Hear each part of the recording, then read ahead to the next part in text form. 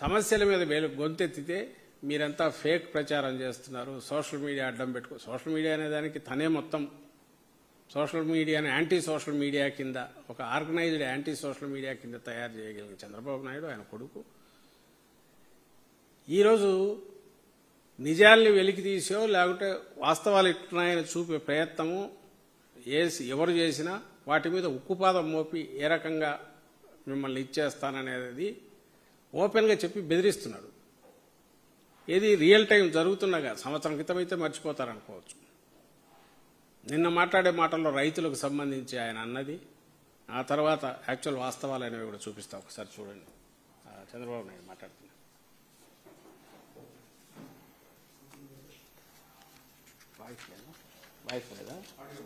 లేదా మీ ఇష్టానుసారం అంటే ఏమనుకుంటున్నారు మీరు? సోషల్ మీడియా ఉందని మీ ఇష్టానుసారంగా వాగితే మీ సమాధానం ఇవ్వాలన్నిటికీ. అలాంటి వాళ్ళని ఏం చేయాలో పగడ్బందీగా ఆలోచిస్తాం. వాస్తవాలు రాసే వాళ్ళని వాళ్ళు ఏదైనా రాస్తే తప్పుంటే కరెక్ట్ చేసుకుంటాం. తప్పుడు వార్తలు రాస్తే మాత్రం కబద్దార్ జాగ్రత్తగా ఉండండి. మీరు వేయడం మీ ఫేక్ న్యూస్ అని పెట్టుకోవాలన్నా బుద్ధి జ్ఞానం లేదు మీకు? ఏమనుకుంటున్నారు మీరు? ప్రతిరోజు ఏదో ఒకటి పెట్టి ప్రజల అటెన్షన్ డైవర్ట్ చేసి కావాలని ఫేక్ న్యూస్ అంతా పెట్టే పరిస్థితికి వచ్చారు.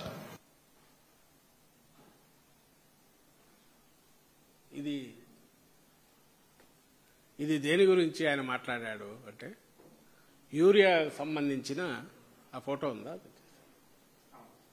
యూరియాకు సంబంధించి రైతుల కష్టాలు అనేది వచ్చింది. దాని మీద యాక్చువల్ అయితే ఐ థింక్ ఫేక్ అని పెట్టాడు. ఫేక్ అని పెట్టి వాళ్ళే జగన్మోహన్ రెడ్డి గారు దాని మీద ట్వీట్ చేశారు. జగన్మోహన్ రెడ్డి గారు ట్వీట్ చేస్తే అది ఇది ఆ పైన అంతా దానికి ఫేక్ అని పెట్టారు. జగన్మోహన్ రెడ్డి గారి ట్వీట్ మీద ఫేక్ అని పెట్టి ఇది ఏంటి రైతుల ఇది ఉండేది, ఇది ఫేక్ అంట. అంటే ఎంత గుండె ధైర్యం అతనికి, ఎంత బరితెగింపు చంద్రబాబు నాయుడు గారికి. నిన్న జరిగిన ఇన్సిడెంట్ లేదా మొన్న జరిగిన ఇన్సిడెంట్ దానికి సంబంధించి బయటికి రాగానే, ఎప్పుడు జరిగిన ఇన్సిడెంట్ నిన్న జరిగింది. నిన్న ఎక్కడ జరిగింది? లంకపల్లి గ్రామం, ఘంటసాల మండలం లంకపల్లి గ్రామంలో జరిగినది నిన్న జరిగింది. నిన్న జరిగిన దాన్ని ఒరిజినల్ పిక్చర్ను ఆయన నిన్న సాయంత్రం ఫేక్ అని పెట్టగలిగాడంటే, జగన్మోహన్ రెడ్డి గారు ప్రతిపక్ష నాయకుడుగా ఆయన ఎత్తి చూపితే దాన్ని అది ఫేక్ అనగలిగాడంటే ఎంత బరితెగించిండాలి అతను. ఆ రైతులు ఉన్నారు, ఈయన సీఎంగా మాట్లాడిన మాటలు అందరిలోకి వెళ్తుంది అంటే తనను ఎవ్వరూ క్వశ్చన్ చేయలేరు, తను ఏది చెప్తే అది చెల్లుతుంది అనుకోబట్టేగా, తాను పచ్చి అబద్ధం చెప్పినా సరే నిజం అవుతుందనే గట్టి నమ్మకం ఉండబట్టేగా చంద్రబాబు నాయుడుకు. ఏదైతే వాస్తవమో దాన్ని ఫేక్ అని దబాయిచ్చి గుడ్లూరిమి మీ తమాషాలు చేస్తానరా, మీ అంతు చూస్తానని బెదిరించి అనగలుగుతున్నాడంటే వాస్తవాన్ని, ఆయన మీద ఆయనకు ఎంత నమ్మకం పెరిగిండాలా? అసలు ఫేక్ దీన్ని ఎవడు ప్రచారం చేస్తున్నాడు? మీరు వాస్తవాలు చూపించే వాళ్ళను ఫేక్ ప్రచారం చేసేవాళ్ళుగా, వాస్తవాలను కళ్ళ ముందు కనపడే వాటిని ఫేక్ న్యూస్గా, ఇవి బయటికి తెచ్చిన వాళ్ళందరినీ కట్టడి చేయడానికి ఓ చట్టం చేయాలనేంత వరకు ఆలోచించేంత దుర్మార్గపు దీనికి పోతున్నాడంటే చంద్రబాబు నాయుడు. అంటే ఏమనుకుంటాడు నాకు అర్థం కావట్లా. మొత్తం అందరినీ తీసి అరెస్టులు చేసి లోపల వేస్తాడా క్వశ్చన్ చేసిన వాళ్ళందరినీ? మరి ఇదే చంద్రబాబు నాయుడు గారు అక్కడికి వెళ్ళి ఘంటసాల లంకపల్లి అక్కడికి వెళ్ళి ఆ రైతులతో మాట్లాడి ఇది ఫేక్ అని చెప్పిస్తాడా? చెప్పిస్తాడేమో తెలియదు, ఎందుకంటే లేకపోతే కేసులు పెట్టి లోపల పడేస్తూ ఉంటారుగా. అది కూడా జరిగిందంట. వచ్చారు ఈరోజు ఇంకో దగ్గర ఎక్కడో పామర్రు అనుకుంటా, ముత్తేవి అది కూడా చూపిస్తాను. అంటే తన అడాసిటీ, తన బరితెగింపు ఎక్కడి నుంచి ఎంత లెవెల్కి పోయిందంటే I'm not answerable to anybody. ఎవడైనా నోరెత్తితే తొక్కేస్తా. బహుశా పూర్వకాలంలో ఎవరో డిక్టేటర్లు అంట, వాళ్ళు కూడా అట్టుంటారని నేను అనుకోను. ఉండగలిగి ఉంటారని అయితే నేను అనుకోను. ఉంటారు ఎక్కడో నాటు రకం ఊర్లలో, పల్లెల్లో, మనకు ఎక్కడ రిమోట్ అంటే చట్టానికి కానీ న్యాయానికి కానీ అందుబాటులో లేని వాళ్ళు అలాంటి చోట దొరతనము చూపించి చేసేవాళ్ళు చేయొచ్చాము దుర్మార్గంగా. అది కూడా ఆ కాలాలు పోయినాయి.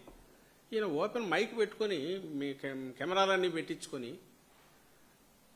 తర్జని చూపిస్తా బెదిరిస్తాడు. మీ అంత చూస్తానని ఎవరిని? రైతులను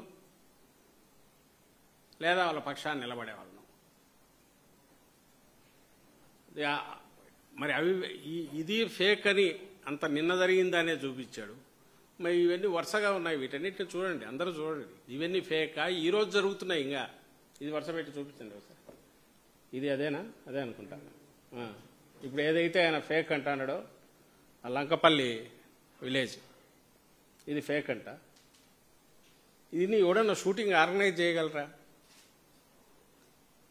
నెక్స్ట్ ఇదే అదే అనుకుంటా, దాని ఇదే ఎక్స్టెన్షన్ సేమ్ ఇది. ఇవన్నీ వరుసగా రకరకాల ప్లేసెస్లో. కుప్పం ఇది అక్కడేనా? కుప్పంది. కుప్పంలో చూడండి. మరి ఆయన కాన్స్టిట్యున్సీ అది ఫేక్ అంటే అక్కడ వైఎస్ఆర్సీపీ ఆర్గనైజ్ చేసి షూటింగులు పెట్టి రైతుల వేషాలు వేసి ఎవడో ఆ మధ్య ఛానల్లో కూడా అంటున్నాడు. వాళ్ళ ఛానల్లో, ఏ ఛానల్లో, దాంట్లో వైఎస్ఆర్సీపీ జగన్మోహన్ రెడ్డి గారు బయటికి వెళ్ళినప్పుడల్లా ఒక 15,000 మందిని డబ్బులు ఇచ్చి బయట నుంచి మొబిలైజ్ చేస్తుందట. అందులో ముసలివాళ్ళు ముత్తగా కూడా ఉంటారట. చెట్టచాటు నుంచి ఎగురుకుంటా బయటకు ఒకడు వస్తాడంట, కుంటుకుంటూ ఒకడు వస్తాడంట, కళ్ళనీళ్ళు కార్చుకుంటూ ఒకడు వస్తాడంట. ఒక షూటింగ్ ఆ లెవెల్లో ఆర్గనైజ్ చేయగల కెపాసిటీ వైఎస్ఆర్సీపీకి ఉందని అనేస్తాడు. బహుశా ఇవన్నీ కూడా వైఎస్ఆర్సీపీ ఆర్గనైజ్ చేసిన సెట్టింగులు పెట్టి షూటింగ్లు ఆర్గనైజ్ చేశారని ఆయన అనాలనుకున్నాడేమో తెలియదు. కానీ ఇది ప్రత్యేకంగా ఎందుకు చెప్తున్నానంటే, రోడ్డు మీద పడినారు, క్యూలలో నిలబడినారు, పొద్దున పోతే రాత్రి కూడా దొరకట్లా, యూరియా దొరకట్లా, రైతులు నానా అగసాట్లు పడుతున్నారు. వాళ్ళను రోడ్డు మీద పడేసి పైగా నువ్వు రోడ్డు మీద లేవు, నువ్వు సుఖంగా ఉన్నావు, నీకు యూరియా బాగా దొరుకుతుంది, ఇదంతా దుష్ప్రచారం అని వాళ్ళకే చెప్తున్నాడు, రైతులకే చంద్రబాబు నాయుడు. పోనండి ఇవన్నీ అవే. ఇవన్నీ ఇదే ఇదే ఇది అలా అలా ఓకే. తర్వాతది ఇది నిన్నటిదే ఇదేదో అక్కడ చిన్నముత్తి ఇదేనా? ఇది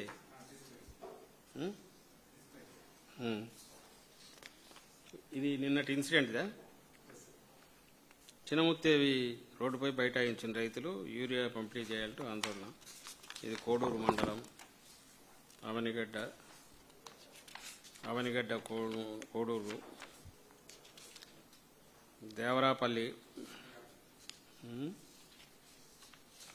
అండ్ ఏలూరు జిల్లా కోఆపరేటివ్ సొసైటీ, తాళ్లపూడి మండలం,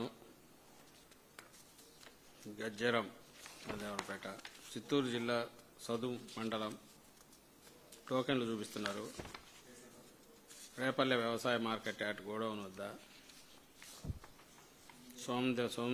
సోమందేవపల్లి పి టాక్స్ వద్ద యూరియా కోసం రైతుల పడిగాపులు. డిసిఎంఎస్ ఎరువుల కౌంటర్ ఎక్కడో ఇది ఏలూరు జిల్లా డిసిఎంఎస్ దగ్గర డోర్లు కొడుతున్నారు. ఇది లాస్ట్ది. నిన్న ఏదైతే ఆయన మెన్షన్ చేసి కూడా మాట్లాడినట్టున్నాడు దాని మీద, ఏది రైతులకు సంబంధించి దాన్ని మెన్షన్ చేస్తూ మాట్లాడి, చినముత్తేవి పామరు కదా, చినముత్తేవిలో లారీని అడ్డుకున్న వారిలో జనసేన టీడీపీ కార్యకర్తలు. ఇది మా సాక్షాత్తు ముఖ్యమంత్రి తన ఏ స్థాయికి దిగజారిపోయినాడంటే, మన ఆ రోజు 2వ తేదీ రాత్రి లారీ అక్రమంగా పోతోందని తెలిసి రైతులందరూ పోయి దాన్ని అడ్డం పడి ఆపితే లారీ వాడు డ్రైవర్ పారిపోయినాడు. పోలీసులు వచ్చారు. అక్కడ అందరూ ఉన్నారు. అందులో అన్ని పార్టీల వాళ్ళు ఉన్నారు, రైతులుగా మూవ్ అయినారు వాళ్ళు. ఇప్పుడు ఆ సర్కిల్ చుట్టూ టీడీపీ జనసేన వాళ్ళు ఉన్నారు, వైఎస్ఆర్సీపీ వాళ్ళు ఉన్నారు, ఏదో పార్టీకి చెంది ఉంటారు విలేజ్లో. వాళ్ళందరూ పోయి అడ్డగించినారు. క్లియర్గా తెలుస్తోంది నిజంగా లారీ వాడిది కరెక్టు, వీళ్ళది తప్పైతే పోలీసులు వీళ్ళని తరిమేసేవాళ్ళు, లారీని వదిలేసేవాళ్ళు. లారీని సీజ్ చేశారు, వీళ్లను రైతులతో మాట్లాడి భుజగించారు, నచ్చజెప్పాలని చేశారు. అక్కడ ఉన్న ఇది అక్రమంగా తరలించాలని చూస్తే రైతులుగా అడ్డపడిన దానికి విజిలెన్స్ వాళ్ళు చేయాల్సిన పని రైతులు చేస్తే, వాళ్ళు ఏ పార్టీ వాళ్ళన్నా కావచ్చు, అందులో టీడీపీ వాళ్ళు ఉన్నారు, కాబట్టి పేర్లు కూడా తెప్పించవచ్చు, జనసేన వాళ్ళు ఉన్నారు. దాన్ని యాక్చువల్గా అభినందించాల్సింది పోనిచ్చి, మరుసటి రోజు సరే కింది లెవెల్లో వాళ్ళు టీడీపీ కొంతమంది రైతులను పిలుచుకొని ఇదంతా సక్రమమైన రాయించుకున్నారంట. దట్స్ లోకల్ ఏదో జరిగినట్టుంది. ఈ ఇన్సిడెంట్ నుంచి ఏమాత్రం ఇంగితం ఉన్న నాయకుడైనా ఏం జరుగుతుంది కిందని చెక్ చేసి సెటరైట్ చేసే చర్యలు చేస్తాడా? ముఖ్యమంత్రి స్థాయిలో ముఖ్యమంత్రి కుర్చీలో కూర్చున్న వ్యక్తి ఇందులో పార్టిసిపేట్ చేసి వైఎస్ఆర్సీపీ వాళ్ళు కావాలని అడ్డుకున్నారు ఎరువుల దీన్ని అని చెప్పి పేర్లు పెట్టి, సాధారణ రైతులు వైఎస్ఆర్సీపీ అభిమానులే కావచ్చు, వాళ్ళ పేర్లు చెప్తాడా? బెదిరించడం కదా ఇది. అంటే మేము అనుకుంటే ఏవైనా చేస్తామని ఈయన నువ్వు ముఖ్యమంత్రి అసలు తనకు వచ్చిన ఒక అవకాశాన్ని వాడుకొని దాన్ని సెటరైట్ చేయాల్సిన, తన దృష్టికి వచ్చిన సమాచారాన్ని తీసుకొని సెటరైట్ చేయాల్సిన వాడు హెచ్చరిస్తున్నాడు వీళ్ళంతా వైఎస్ఆర్సీపీ వాళ్ళని. మరి దాంట్లో జనసేన టీడీపీ వాళ్ళు ఉన్నారు, దాని గురించి ఏం చెప్తారు చంద్రబాబు నాయుడు? వాళ్ళ ఎస్ఐ వాళ్ళతో మాట్లాడుతున్నారు, టీడీపీ నాయకులు మాట్లాడుతున్నారు. చంద్రబాబు నేను ఛాలెంజ్ చేస్తున్నాం, కావాలంటే పేర్లు పెట్టి వాళ్ళని పిలిపించి చూపిస్తాం. ఆయనకు ఇది ఉంటే గనా దానికి రెస్పాండ్ ఏమవుతారో ఆయనే ఆలోచించుకోవాలి. వాళ్ళల్లో ఎవరెవరు ఉన్నారు, వాళ్ళ పేర్లు టీడీపీ నాయకులా కాదా అని. అసలు అన్నిటికంటే ముఖ్యంగా